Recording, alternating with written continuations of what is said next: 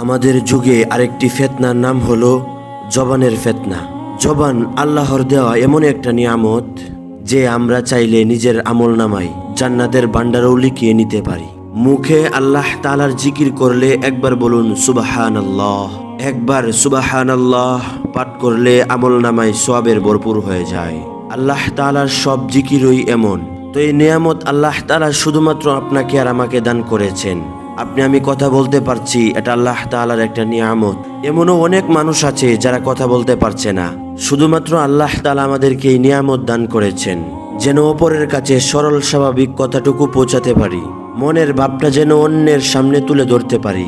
যে এই নিয়ামত পাইনি তাকে দেখো তার কেমন কষ্ট হয়, কিন্তু আল্লাহ তাআলা তো আমাদেরকে এই নিয়ামত দান করেছেন। বাকশক্তির ভুল ব্যবহার হচ্ছে মিথ্যা বলা, অবাস্তব কথা বলা, পরনিন্দা করা, কাউকে মিথ্যে অপবাদ দেওয়া।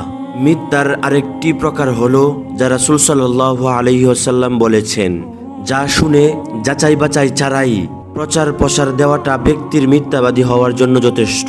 এটাও মিথ্যা, এতেও গুনাহ হবে। অন্য লোকের কাছ থেকে শুনে যাচাই বাছাই ছাড়াই অন্য মানুষের কাছে পৌঁছে দেওয়া, এটা অনেক বড় গুনাহ। আল্লাহ তাআলা আপনাকে জবান দান করেছেন। অনেক মানুষ আছে এই জবানটা আল্লাহ তাআলা তাদেরকে দান করেন নাই, কিন্তু আপনাকে দান করেছেন।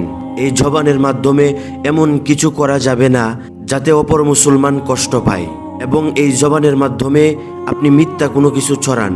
এই জবান আল্লাহ তাআলার দেওয়া অনেক বড় এক নিয়ামত, যেটা সবাই পায়নি, আপনি পেয়েছেন। এই জন্যই বলেন আলহামদুলিল্লাহ। আমরা সবাই এই জবানটাকে হেফাজত করব ইনশাআল্লাহ। আল্লাহ তাআলা আমাদেরকে জবানকে হেফাজত করে নিরাপদে থাকার তৌফিক দান করুক, আমিন।